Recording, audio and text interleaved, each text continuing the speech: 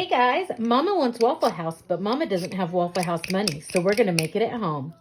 I'm peeling these potatoes because I'm going to make some hash browns. I'm going to peel them, shred them, and then soak them in some water. Okay, so let's go ahead and grate.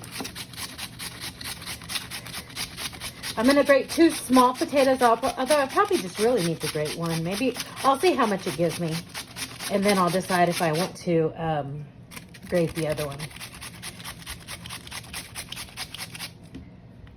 So to keep the potato from turning brown and oxidizing, we're going to put it in some water. And then we are going to use that salad spinner thing I got, and we are going to get as much water out of these potatoes as I can. That was my mistake when I was younger and I always tried to make hash browns.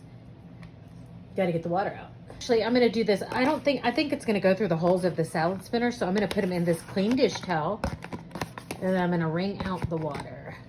So I'm going to take the 4 ends like this, and I'm going to take it, so you can already see the water that's coming out.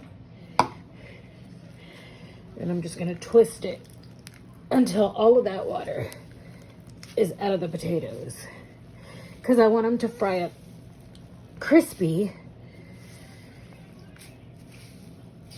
I'm going to keep doing that until this is all out of it. Look how much water came out of those potatoes.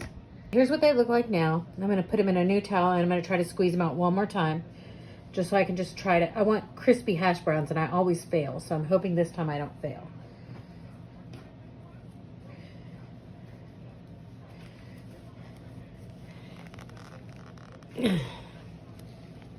Okay, I think that's good.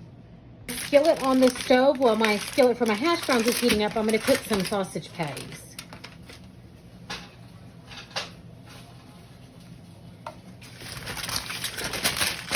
At Waffle House, they only give you 2, but that's the beauty of making your own at home.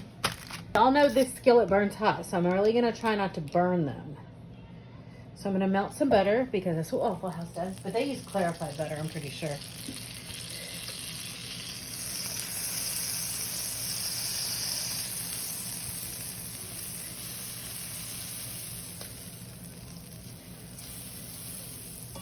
Well, let's let that finish melting.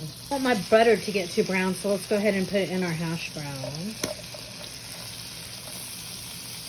Yeah, 1 potato was plenty. 2 would have been way too much. So we're just going to kind of spread them out a little.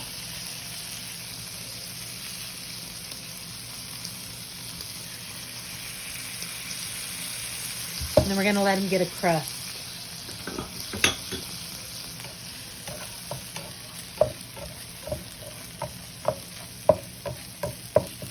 We don't want to touch them. Do just a little bit of salt and pepper on them. I was a wimp, and I flipped my hash brown on a plate because I was afraid it was going to fall apart. So now that we flipped it, we're just going to let it go. We'll turn this heat down so it doesn't get too burnt. But a little crispy is good, right? I'm going to put the lid on so that can get tender. And then I've got my waffle mix right here. I'm going to go ahead and mix that up. It's complete, so you just add water to it. I've got my waffle iron heating up. The last thing I will do is my eggs, because they don't take that long to make. I've got some brown eggs here. I have never had brown eggs in my life before, so this will be an experience. I'm going to scramble up 2 eggs. All right, the waffle iron is ready. I'm going to spray it with some nonstick spray. Oh, not with that.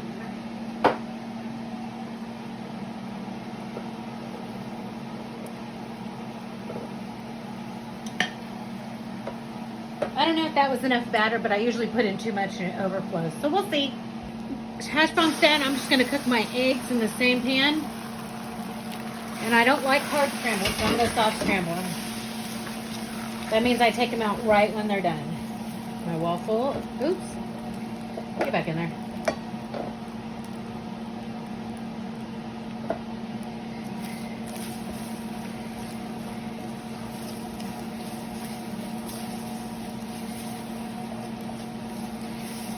See, it's just about done. Guys, here's my Waffle House at home topping it off with some butter and sugar-free syrup because it's all I had. There we go. Looks as good as the Waffle House. Now, I know some of y'all are going to say, well, it would have been a lot less trouble just to go to Waffle House, but I have to save all my money to go get Ricky, so I just make it at home.